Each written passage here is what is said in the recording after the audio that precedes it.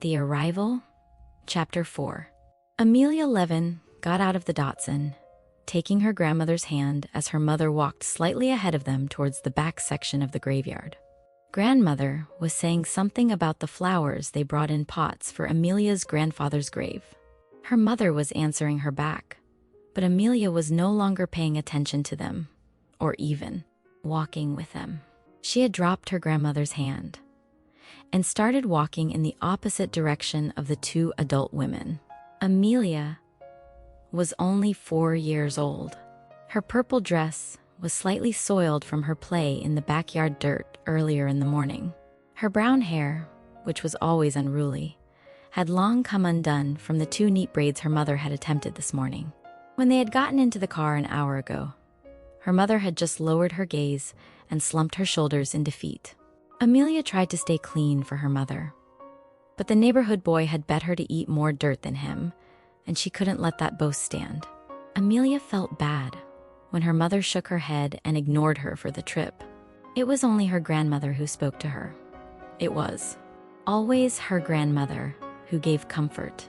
Amelia was the only girl in the house full of boys, a fact that her father never let her forget, or her mother never gave her comfort on. Only her grandmother saw her. Amelia saw her when they walked into the cemetery, a girl a bit older than her waving and smiling at her.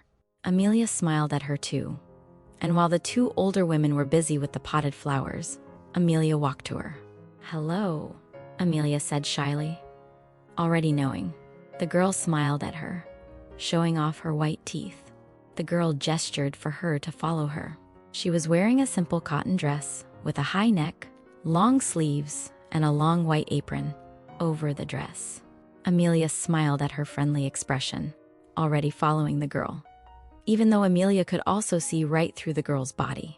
She was a spirit, and Amelia could see her like all the rest who visited her. "Wanna play?" came the girl's whispery voice. The girl's lips never moved. It was how they communicated. Amelia had learned this fact long ago. They could no longer form words, as they did not have air in lungs that were no longer in use. But they could project their thoughts, or even emotions, to a person who could hear them, a person like Amelia. Amelia nodded enthusiastically to the girl, and they started a game of chase. To the careful observer, Amelia appeared to be laughing and squealing in delight in a game only she was participating in. Her mother, Sue, stopped replacing the dead flowers with their alive counterparts to see her daughter running through headstones, yelling out to nobody to catch her or no cheating by going through stuff, as she laughed and played. Sue's face paled and whispered to her mother, "She's doing it again." Her voice was tight and controlled. Sue knew if her husband found out, Amelia would not be able to sit down from the paddling she'd receive. Her mother's eyes tracked Amelia, but she also saw the little girl. Renea turned to her daughter and said in an equally quiet tone, "Yes, she is playing with another little girl." Sue turned to her mother sharply and shook her head quickly, as if to say it did not exist. "No, Mom, no. You know She started, then stopped as Amelia stopped and stared at her mother. She had heard? She had known. Amelia's eyes went distant, and she turned to the girl who looked at her questionably. Her grandmother watched as the ghost girl went towards Amelia, arm outstretched as though to bring her back to their game, but Amelia refused to look at her.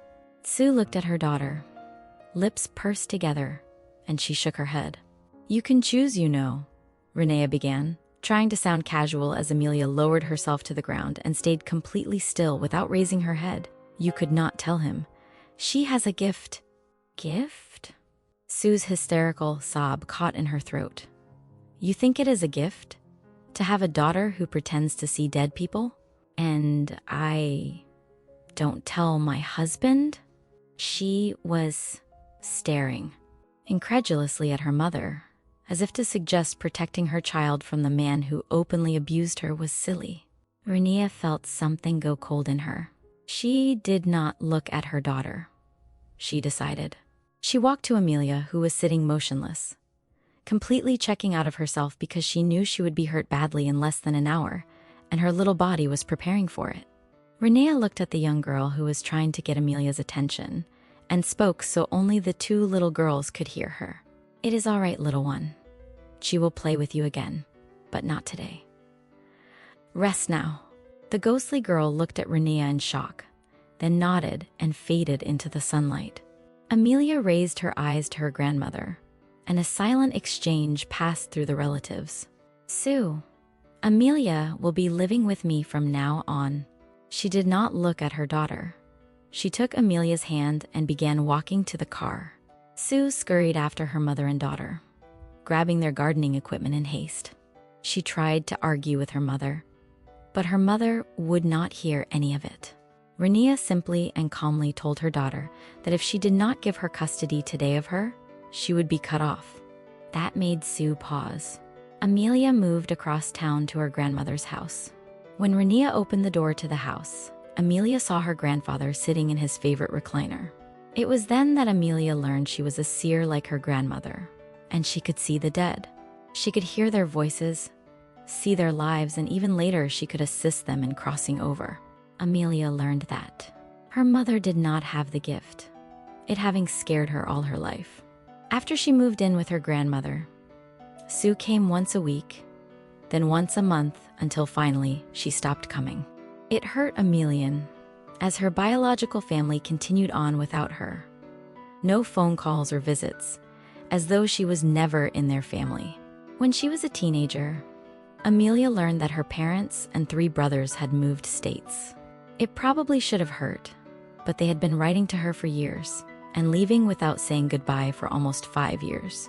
When Amelia had learned they had left, she did not cry or rage at the news. Instead, her grandfather and an uncle she'd never met in life came to her room. In the silence of the ghosts, they told her the truth. She was very special, in a way that scared and terrified non-special people. Her grandfather told her with pride that she would save the world in a way that would make her parents take notice and regret their choices. Amelia nodded and thanked him, but she did not believe them. It would be almost 20 years before Amelia's grandfather's words rang true. The night court held its collective breath. The High Queen had gone into labor 5 hours ago, and there was no news as of yet. There were frantic whispers, low voices, calls for more towels or water, and even a call for blood. But no cries, no announcement, just silence. The silence of waiting, of watching, of prayers spoken into the dark, asking various unseen deities for guidance or favor. Then, a scream. It was not the scream of frustration, anger, or even fear. This was a scream born in the primal marrow of a person's bones that comes from great pain. A baby cried, loud and soft, filling the entire hall. New screams joined the baby's cries from everyone in the castle. These were screams of joy, of overwhelming emotions crashing over all who had been present. Then the announcement: a boy, born to the High Queen and the High King consort. Revna looked down in wonder at their son, Eli. Jaden was openly crying and holding his wife. He kept telling her of his love for her and their son, while Revna stared at this wonder, looking back at her. His eyes were the green of her lineage, but also carried the sky blue of her vampiric line. Jaden, her bonded mate, looked at their son, then to his wife. "He's perfect," he rasped hoarsely, fearing fresh tears. Revna reached up, careful as always of him. Even though he was still human and they were a bonded pair, she was ever careful and tender with him. She loved her mate more than anything in the world, and the life they created filled her with emotion that only Jaden understood. The next few days were a blur in the night court, as preparations were ordered for the presentation of the royal heir to the high throne. Dignitaries came from all throughout the supernatural world to honor and rejoice the birth. Not only was this a royal heir to the highest court in the world, but it was a dhampir child. One had not been born to a vampire family in almost 3 100 years. Eli was the talk of the supernatural world, and he was only 2 days old. Queen Revna called her chief of staff and right hand, Marcus, to her 3 nights after Eli's birth and a night before the official coronation of the young prince. Marcus was pale when he left her private study an hour later. Even his wife seemed nervous. But it was the king consort Jaden who soothed fear in the court. He announced that his son had reached out and needed a particular person present, and they were at a loss to the identity of this individual. Was discovered that Eli had prolific dreams, and in these dreams he had a particular teacher, a woman with brown hair and silver eyes. Eli's mother had explained that this woman was to help Eli come into his gifts, one being that of a seer. They did not know her name. They only knew she was supposed to be a teacher for him. Across the country, Amelia was bringing fresh flowers to her grandparents' grave. Her grandmother had left this world 5 years ago, but at times Amelia felt like she had been gone for decades. When Rania had died, her soul came to stand before Amelia as most did in the first moments. She brought her hands to Amelia's face, even though she could no longer touch or feel. She said, "I will always love you, and I am so proud of the woman you are. You have a job, reign up." Then grandfather appeared with her uncle. Together all 3 faded to sunlight. Amelia felt as though she had felt their actual deaths all over again. They were actually gone now. They had decided to move on. The other 2 had been waiting for grandmother, and now they were together in the next life. Amelia felt like a ghost in her own life. She went back to school, had gotten a computer degree that allowed her to do all her actual work in her home without the intrusion of her gift. Amelia frowned deeply at what Grandma always said. "Be proud, you are gifted with sight as so many women of our family were." Rein up, girl. Rein up, which was grandmother horse speak for pull yourself up and stop crying for things that do not cry back. But Amelia did not feel it was a gift. It felt as though she were slowly fading away. She had even attempted a reconciliation with her biological family, but they only cared for surface-level items like cars, homes, wardrobe, nothing of merit or substance. So, Amelia had retreated from them again. They called every now and then asking for money, but that was the extent of their interactions. Amelia received a card in the mail one night. It had no return address, and inside it was a simple heavy cream cardstock paper that read, "Queen Revna of the High Night Court invites you to dinner." There was an address and a date. 2 days from now, across the country. Amelia looked at her simple home, her grandparents' home, and all the memories. Grief and loneliness came flooding through her all at once. She began to cry. Not for her grandmother or grandfather, but herself. She cried for the child removed from her home. She cried for the siblings who mocked her openly, then asked for money. And she cried for all the times she had missed being normal like them. Amelia sat for a while in her misery then, as though she felt her grandmother's invisible hand nudging her into action. She took out her phone and started making plans. 3 days later, Amelia was standing at the address on the heavy cream cardstock. Amelia saw dozens of people who were not actually present, spirits or phantoms, wandering along walking trails, phasing through walls, quietly watching the living and speaking without moving their lips. All of them stopped and turned when Amelia passed through the massive 20-foot-tall wrought iron gates. They knew, she thought. They always knew. A beautiful woman came out of the side gate then. She was tall, honey-colored, perfect skin, long black hair, and these gorgeous green eyes that seemed to see through Amelia to her soul. Amelia felt very small and insignificant compared to this woman, and felt as though she were not supposed to be here. The beautiful woman apparently sensed her distress and came forward with her hands outstretched in a greeting. "Amelia Leven, you honor me with your presence?" The woman's voice was like music. A handsome man with sky blue eyes stood behind her, smiling wide at Amelia. It was then she noticed he was holding a small bundle. It was a baby. Not just any baby, Amelia noted, but a baby with black hair like his mother's and silver eyes, identical to Amelia's. She gasped. Revna looked to her son and then back to Amelia. She nodded and took the woman's hands in hers. Ms. Leven. She began but stopped when she noticed that both Amelia and her son were staring at one another. Jaden moved to take the baby back inside, but Eli let out a bellow of anger at the movement. Amelia, a small voice whispered into her mind. Amelia's eyes widened. Then the voice spoke again. Mine? Eli reached for Amelia, and she reached back without thinking. When their skin connected, Amelia understood why she had been summoned. He was hers. They were a bonded pair.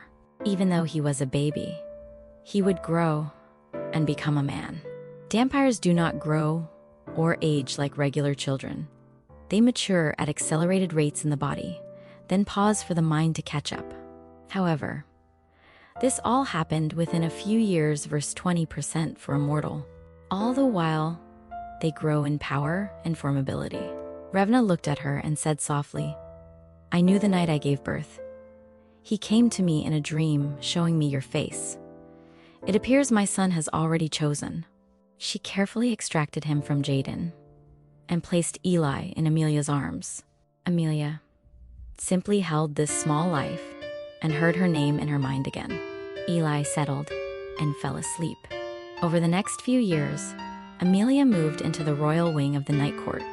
She was Eli's tutor in his seer abilities and his friend for most everything else.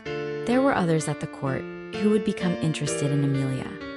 As in the supernatural community, a seer was a rarity and a respected position, but Amelia could never bring herself to date. She did not believe the queen who told her that she was a bonded half to Eli. Amelia found it rather disturbing, if she were honest. Amelia loved Eli and protected him with a fire that rivaled the king and queen's own protection of their son. They were the best of friends, spending most of their time together. Amelia watched as Eli matured into a healthy young man, appearing to be in his early 20s, 4 years after his birth. Eli approached her one night. Mel called her his pet name for her, the only person who was allowed to call her that. Can we talk? His voice was quiet in her head, as it always was. Eli was a quiet young man. He listened more than he spoke. But when he spoke, his voice carried an age that did not match his body. Eli grew up speaking to the dead and listening to their quiet voices, knowing if you were loud, you did not hear what they were saying. Amelia nodded and led him to the garden to their spot. He took her hands and spoke in whispered voices. He had to leave. It was a royal requirement, something dealing in duty and to the bloodline. Amelia nodded again, absorbing his words. Will you come back? Her words betrayed her fears. Everyone left her because of her gift. Eli looked at her as though she said something odd or silly and told her that he would come back to her, that coming back to her was not part of the issue, that it was how much time may pass before he could come back. Every one of us has to do this. It is part of who we are. I am going to go, as it is part of my duty to the kingdom. He held her gaze.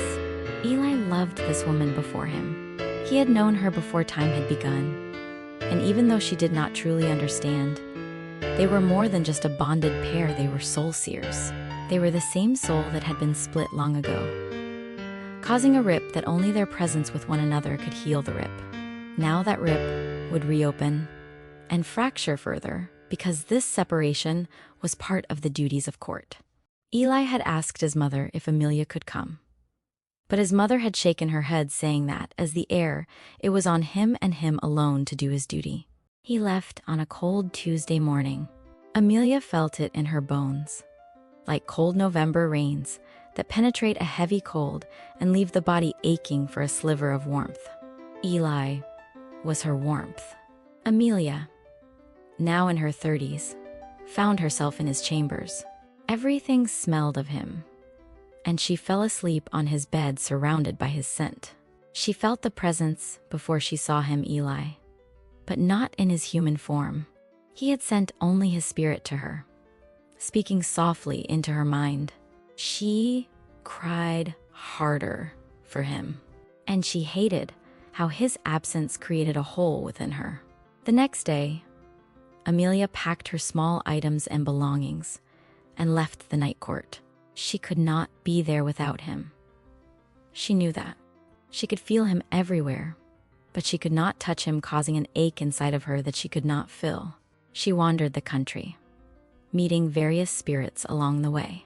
She helped when she could, spoke with various members of the supernatural community. As a seer, she could not only help spirits cross, but she could help them to see themselves. Often spirits linger because they cannot understand they have in fact passed on in life. When she helped them see that they had left the mortal world, they faded into sunlight. Amelia was able to help the various members of the hidden supernatural world as well. A seer can help those that have killed or harmed to come full circle and heal from their own cruelty. This was especially traumatic for a particularly nasty vampire, Claudia, who was 300 years old and loved to eat barely legal human children. Claudia cornered Amelia almost a year after Eli had left the night court, and she was in her own wonders, with her fangs barred and holding her with a vice-like grip on her upper arm. Amelia simply smiled at her. In the years since her parents had turned from her, the training her grandmother had done with her sharpening her skills, and the time she trained Eli had honed her own skills for moments like this. Her silver eyes began to swirl in patterns that made Claudia pause and step back. Amelia's voice held a resonant sound that was not her voice, but the harmonics of many people all speaking in the same controlled undertone. Claudia, of the ancient order of sisters. Amelia spoke in that inhuman voice, giving Claudia's full title from her human life. She had been a nun who chose a different life, but it did not mean there were no echoes of the past that Amelia could see and pull from now. She saw an older woman in a habit staring at Claudia with open hostility and disgust. Amelia pulled this woman closer to her, calling upon her power to have Claudia see. Claudia, releasing the veil between worlds, Mother Superior is very angry with you. You have violated the natural order, even vampiric order, with your crimes. Amelia's voice took on the voice of Mother Superior now. Claudia backed away from this human woman, who now sounded like the only woman who still gripped Claudia's heart like a vice grip. Claudia appeared to shrink lower and lower until she could no longer stand up to Amelia. She was cowering from the human. Amelia entered her mind, left a single thought, and left the woman to her own terror. A year passed for Amelia. Her heart was full, but broken still. She had healed and repaired countless relationships, assisted within the supernatural community as much as her gift would allow, and now her heart felt as though she had nothing left. Amelia simply wanted to be done. She felt him before she saw him. Eli, now a full-grown man, and he was searching for her. She could feel it with everything in her soul. She was no longer scared of her place in his world. She understood why her grandmother fought so heavily for her early in life. She had known she was designed for something great. Amelia started to walk towards his pull. She felt him with each step. They reconnected halfway to the high court. They did not speak, only reached for one another. Then they were in each other's mind, each holding one another, and Amelia could feel him tremble. They whispered their relief and their love. They were finally together again. Amelia buried herself into his neck, feeling the familiar pull of his essence, recognizing her and bringing her down to him. She looked up to see her grandmother. She was watching them both, pure joy etched all over her face. Then she looked into her granddaughter's eyes and whispered, "Be of peace. You are one." Then she was gone. Amelia looked at Eli, who was watching her grandmother fade. They did not need to say a word. They knew. She had found her home and her place with her bonded mate. They went home to the high court together.